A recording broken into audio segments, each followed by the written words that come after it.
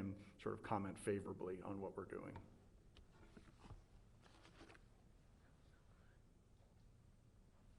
Yes, Kara, go ahead and give us some of the questions from Zoom. Sure. So Eleanor Dearman with the Fort Worth Star-Telegram asks, how many House Democrats are still in D.C., and are you aware of any plans for members who are in D.C. to return to Texas? So, thank you for the question, Eleanor.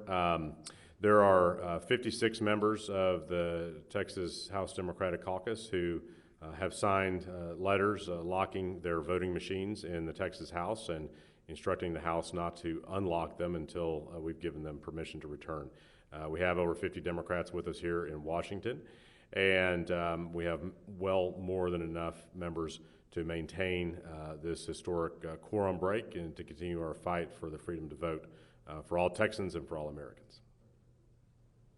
Diane with CNN asks, halfway through the special session, what do you feel are your tangible accomplishments aside from stopping the current special? Thanks, Diane. Well, the first tangible accomplishment is we have halted all progress in this current special session, which was our primary goal when we left. So, as I say, we're halfway into it and halfway to our goal. So it's a major milestone that we celebrate today. In addition, there is no question, as Chairman Anchia just said, that our collective voices in this caucus have elevated the issue of the urgent need for federal voting rights protections now. And we have heard that repeatedly from congressional leaders over the course of last week and this week in our meetings with them, that our presence here, our strong actions both at the end of May and especially now in this special session, have accelerated the urgency for Washington to act and get legislation to President Biden's desk for his signature. So we feel like we are making definitive progress, and we're going to keep at it. And then Jasper with the Houston Chronicle asks, if Governor Abbott does restore funding for Article 10, are there any ways Republicans could amend House Bill 3 to make it more acceptable?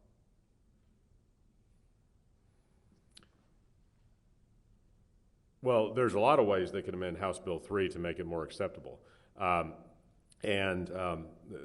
good news is they don't have to start from scratch, because Democrats have been providing them those ideas for months, going back to the regular session.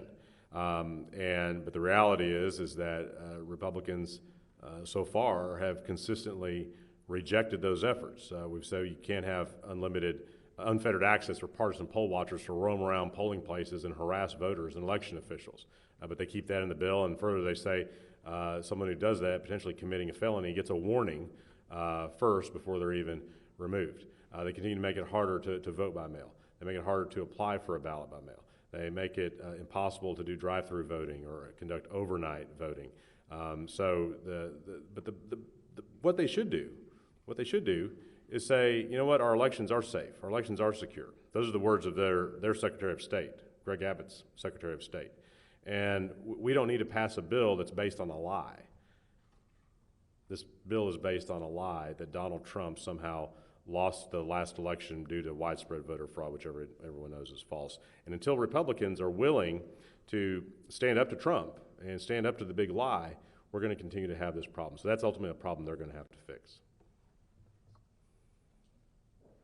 Justin Miller with the Texas Observer, is the plan to return to Texas when the special expires, and what does that mean for a potential second special session?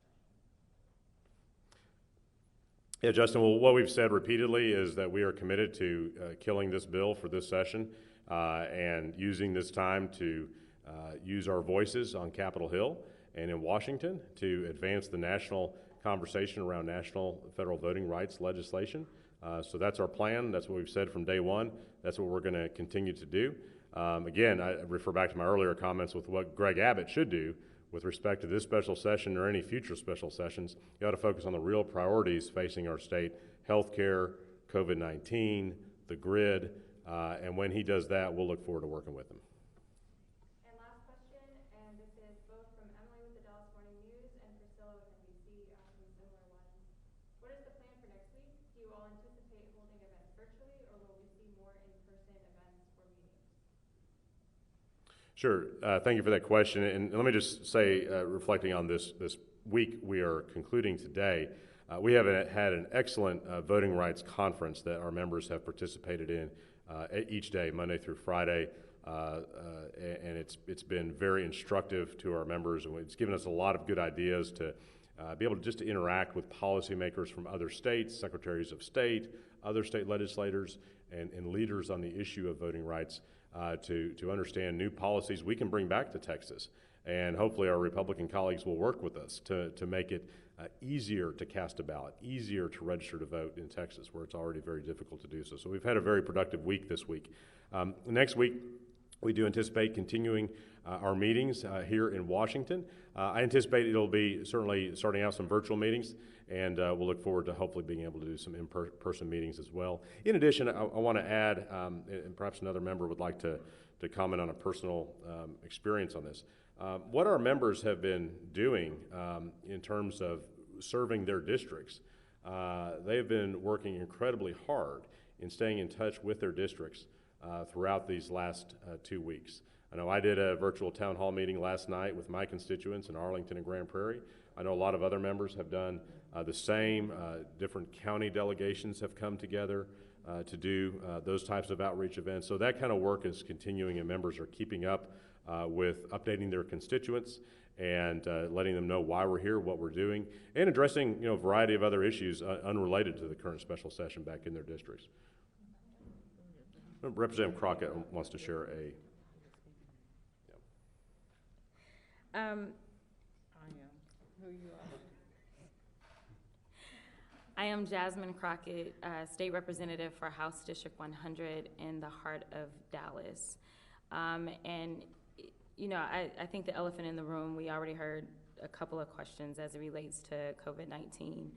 As you can see, we are going far beyond what is required of us.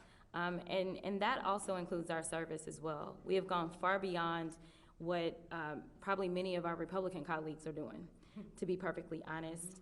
We are not only making sure that we study up and we know what we're talking about when we talk about this bill, unlike so many of our Republican colleagues. We also understand the impact that these bills will have on real people, and we're able to communicate that, not only to our constituency, but also to lawmakers on the federal level. So many of them have benefited from us being present here and explaining to them how Texas is different, say, from West Virginia, and how much more difficult it is to vote in Texas versus West Virginia already. We also are making sure that our constituents do not feel neglected, because there is a rhetoric that for whatever reason we have run away. We have not run away. I am actually a lot more tired than I probably would have been if we were in session, because we are working day and night, because we are fighting for democracy, and not just for Texans, but for the entire country. We have talked with lawmakers throughout this country that are thankful to us for what we're doing, because some of them aren't necessarily in situations where a quorum break would even be possible.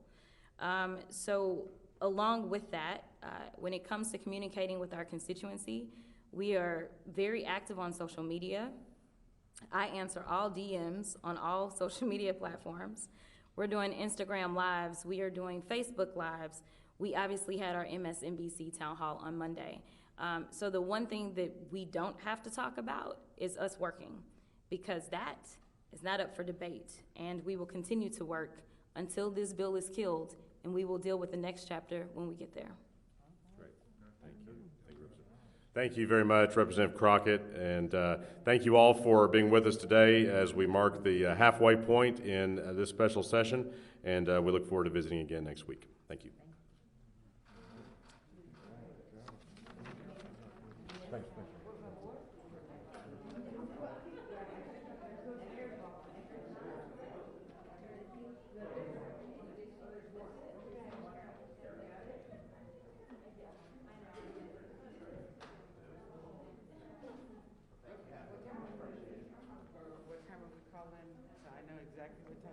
I'll call you. I'm going to change.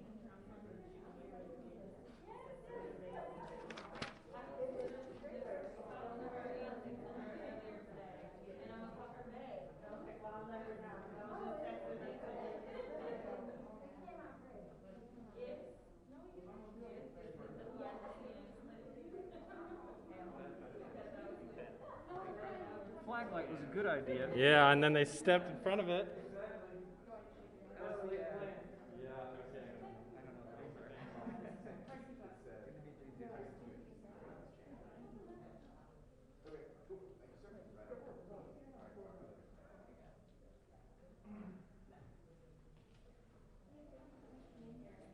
I'm Kara with the Wind and Security of Town Clerk.